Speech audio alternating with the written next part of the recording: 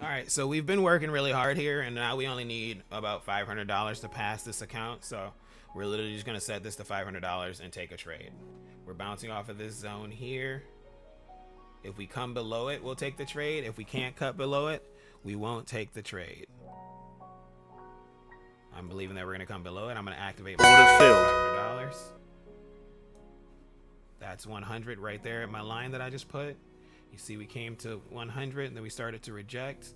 As long as we stay around this line, I'm good to stay in the trade. I'm going to put my money to exactly 100 to lock in $100 profit each time.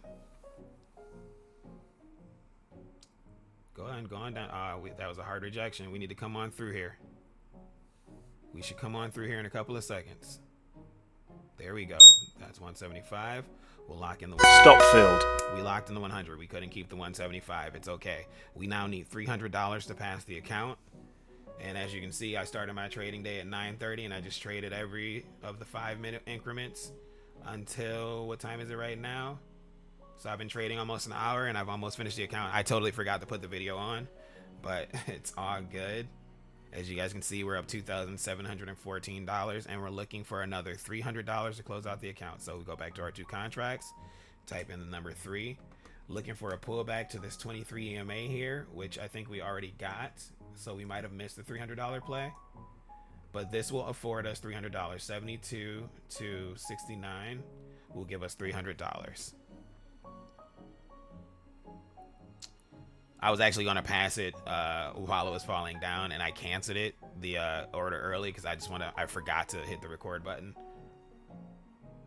But yeah, I'll just show you guys. All right, and then like say you want to go, you're uncertain about the moves because we keep bouncing above this line instead of staying down below it.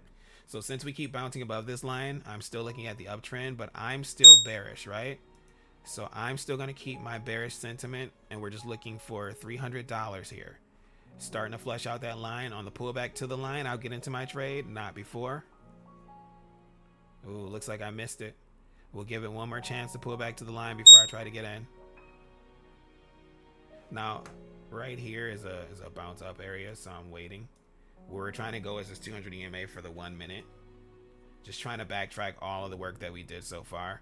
Let's go ahead and click sell here. Order filled. Pull back like I want it. I'll take that wick. We pull it back to this line right here. I'll take the wick. All I'm looking for is for us to fill this wick that we already made. Nothing more.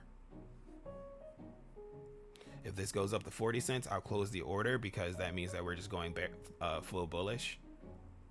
But I'm just looking for this wick right here. We created a wick. I want it when we get a body of a candle at that wick, I want to take the opportunity to sell out. There it is. There's 125. We need 150. We need 150, and that's half of our order. We saw 125, so we're protected 125. Oh yeah, that's a strong level of support right there. So all we need is that 125. We're looking for 150. The 125 would do it. $300 will sell us out completely.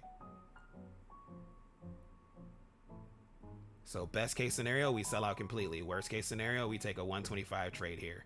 It's going about a $1.25 against us to this imbalance right here, and it's giving up about $1.25. So we see that that's a strong level of resistance now. We keep bouncing down off of it. We just want to hold this trend to the downside. Come on, give me the rest of the money. Okay, there's 50, there's 175. Give me the rest of it. It should give me the full, like the full 3 is where we're going to. There we go. Modify that to take my 125. Uh-oh, it's not closing, so I have to close out manually. So if that happens where it doesn't close when you go to modify it, just close manually. Don't freak out or anything like that. It pushed down lower to 175. So we overtook the wick, didn't get it, unfortunately, because it didn't close out for us. So that's why I put this manually up. So now I'm gonna have to take profit if we do it again. Okay, so we're getting another opportunity for the 125.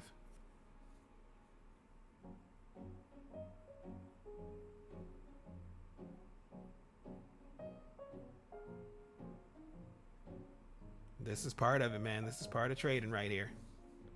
Take some patience. We should have locked in our profit manually since I saw that it was loading the 3 dots there, but we're going to give it a chance to do it again. It should do it again here in a second. We should actually get all the way down to 544.90, which would give us finished account. Order filled. See, it just finished our account for us. So there we are. We just passed Eval account. It flushed through. As soon as you hit 90, you're always going to get a flush towards that zone. This acts as a magnet. This acts as my level of resistance. I just passed the 50K account, so there's nothing I can do with that. But it's a great lesson for how the trading works and how the patience works. You saw at any point in time, I would have just taken half of the take profit for the 150 instead of the 300. It gave me the $300. You see, we got close to the 200 EMA and we started pulling back. The magnet is pulling us back down to the 200 EMA, but that is a $3,000 trading day. Well, really, it's a $2,200 trading day, and just since last night when we got into the class. But that's it. That's another pass 250, and all of these is just taking profit, taking profit, taking profit. Understanding the range is moving up. Understanding when you get to that high that it's going to pull back down to that area there. You get another trade. Skip, skip, skip, skip, skip. Skip the choppier times. Wait for it to cross this area here. Wait for it to give its full push, because a lot of times when you cross, if you get the body of a candle above right here, you're not going to stop moving. And we didn't stop. When we didn't stop and come back down right here, I just waited. I wanted to see how high it would go. Got this pullback right here, so I created a zone right there where that little T forms, and started taking trades when we would hit that level. Took a trade from the pullback right here to the upside, broke up, waited. I waited for us to break this level right here, then I started taking trades. Once we broke this level here, I was confident that that was now resistance. I started taking trades to the downside. Take a trade, pull back, get out on that trade, take another trade. You just saw how that one ended. And here we are with a past 50K account that we started last night. And and you want your trading to be just like that. You want your trading to reflect what I just did here. I'm risking $1.75. What I was initially trying to gain was about $500 per trade, so 20 to 7. You can go 20 to 8, giving yourself a $200 to a 5. You can even go 250 or 20 to 10, which is a 2 to 1. I don't like going 2 to 1 because it puts you at a weird deficit if you lose 2 trades in a row. So I like to offset by putting it at like 175, but that's just how my particular skill set works. Do it however you feel comfortable. The max that I would protect is 12, which is $300. So if you have a $3 trade going against you for a 2 contracts, or a $6 trade go against you for 1 contract, which is why trading 1 contract is so brilliant. You can get a $10 move here or a $6 move there and still be in the trade, you know. And right now this was 78. We came down to 68 right here. So 68 was already a $10 move. We made it all the way down to 62 and still pulling. This is almost a $20 move. So even with 1 contract, you can get your $500 down pretty easily with just a little bit of patience. You could have took this trade from where I took it right here down to the 62 that just hit, and you would have got your $500 trade. But you know where the areas are. You know, let's go to single screen real quick. You know that it's like these red lines act like magnets, right? If we're above them and we're just floating, we're floating off in the space. We're floating off in the space. We broke orbit. Once you hit the top of that trading zone, and it's on the higher time frame that you'll find that.